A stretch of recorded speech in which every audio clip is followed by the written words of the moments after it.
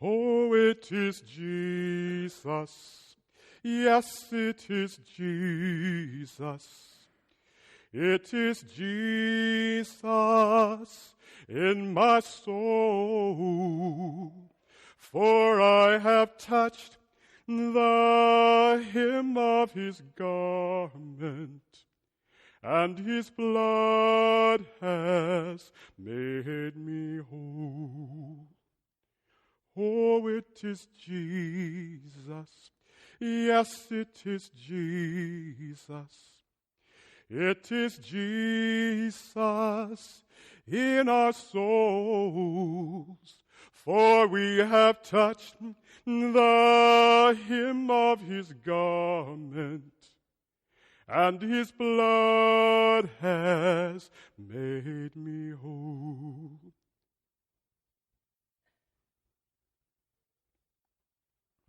It's hard to stand here today. A very emotional week on lots of levels. The most obvious one is the Supreme Court, right? But we've had a lot of death this week.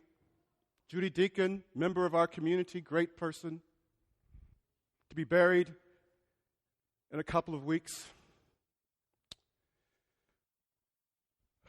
Frances Perkins, a friend from Stanford's mother, who was buried from this church yesterday.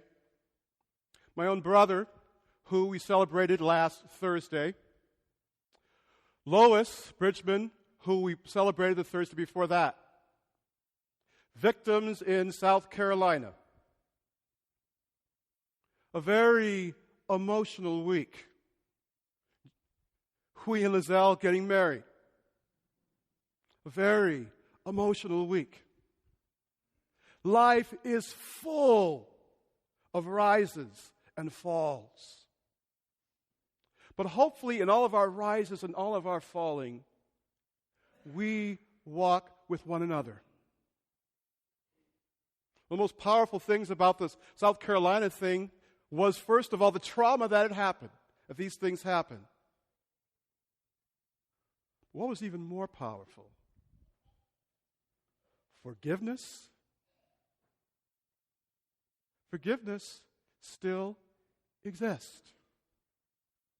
And it still works. All the people we buried over these last almost 12 days from this church were people who had a real spirit of stick-to-itiveness and joy, and who sought to do greater things and work for justice and include people. And forgave. Today's gospel, friends, is all about faith. It's one of my favorite stories in the Scriptures. Jesus is just worn out and tired, right? He's worn out. He is so tired. And every time you hear that he crosses the river, he's tried to get away. That's the backstory. But every time he crosses to one side, people are waiting for him. And then he crosses to the other side, and people are waiting for him. There's need. And then a synagogue official, the enemy, has heard Jesus. And even though he has a different view, sees this person is a good person. And so he comes and says, my daughter has a serious need. Please come. And what does Jesus do? He doesn't think, now, he's been oppressing me, or he's of another faith, or another whatever. He just goes. That's what faith does. It does not make sense. But it helps us to be saved from ourselves sometimes, who could be our own worst enemies. Faith says, love first, always, no matter what, through what, by what, love is first. And that's why love is beautiful, but it's hard, isn't it? It's a very humbling thing. We can raise our hands in justice, and it's a beautiful thing, But it's very, very hard sometimes to do the day-to-day, isn't it? Because we can get so exhausted from the big stuff. But Jesus simply goes, and he's so tired. Wouldn't it have been nice if a motorcade could have picked him up and could have taken him there easily? But what do we hear? The whole crowd follows him because they know he's going to do something, right? He's going to do a little miracle, right? So the whole crowd follows him. And then if that's not enough, there's a poor woman who's also been inspired because she has felt dead in her body, in her life, and a sense of rejection. She has felt dead. And she doesn't even want an appointment. She just says, if I can touch him. Not about, know about you, but that's faith. Have you ever just said, if I can just hear this person's voice, it'll keep me going? If I can see this person's picture, if I can think of this person, it'll keep me going? That's what she was saying. And she touches him, and what happens? Her blood flows. And life returns to her. Physical life, but a sense of inclusivity also returns to her. Then we have this strange gospel thing, right? Jesus says, who touched me? And his disciples say, well, aren't you crazy? Everybody's pushing and shoving.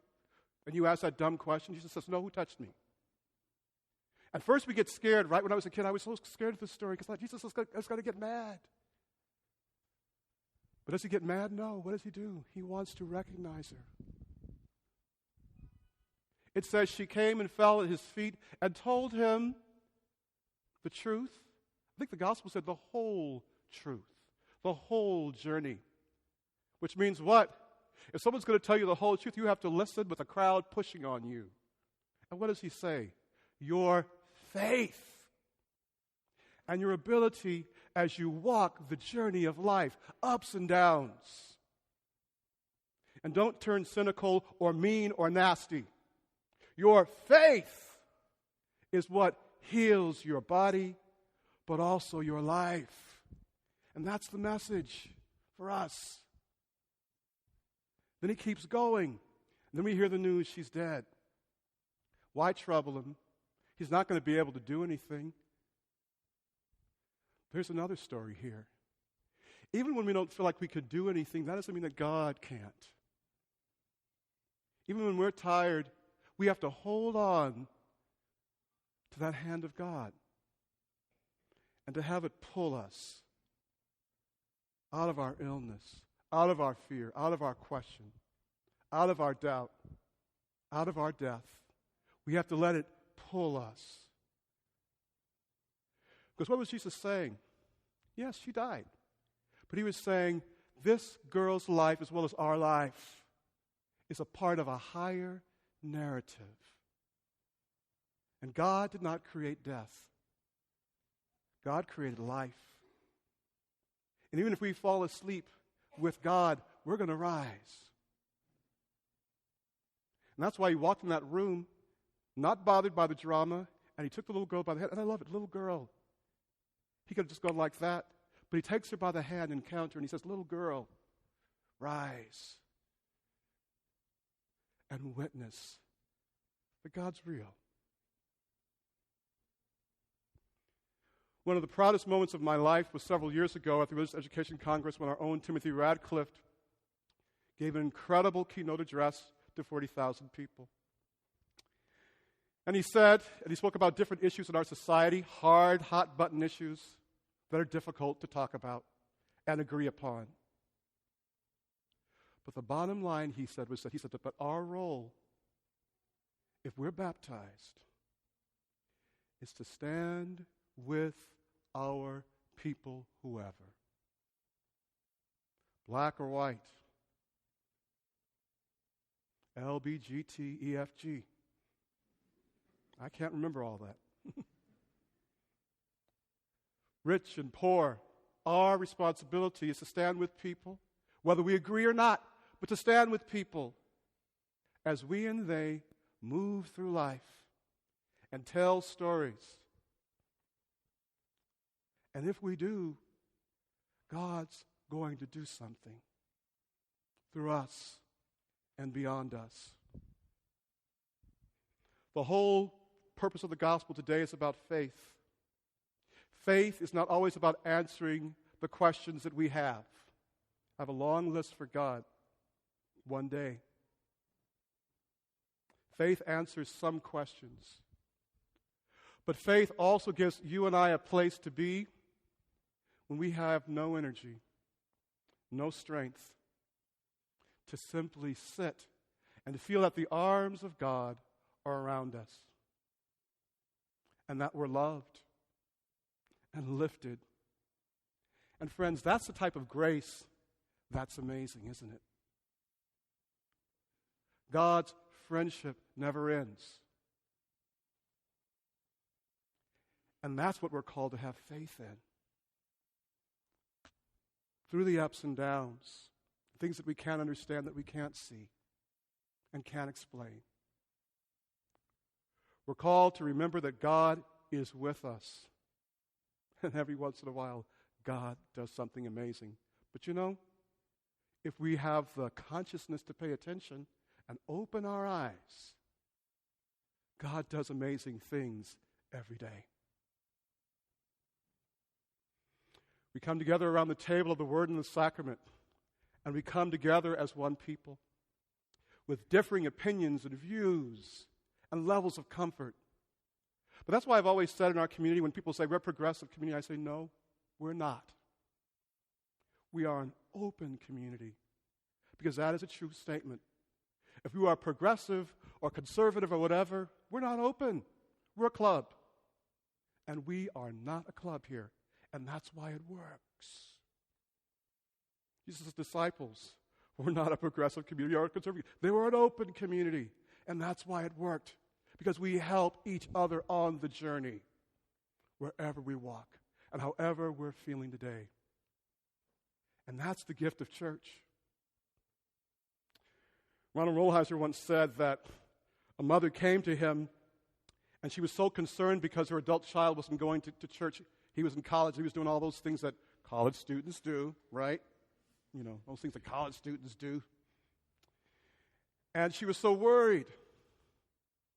And he didn't know what to say. But he said that he had to preach on this reading. And he said, and one of the things that occurred to him was that, I think Mother Teresa said this, that sometimes you and I are the only church or spirituality that people have. And if we don't let our light shine, how can people touch God through us? Because sometimes we're that garment, aren't we? And if you put that garment on, if I put that garment on, it means we have a responsibility. Emotional week. But we're not done. We're not done until God says, well done. Let us be strengthened by the power of the Scriptures, by the power of the Eucharist, by the power of one another. Because all of this is a testimony that God lives.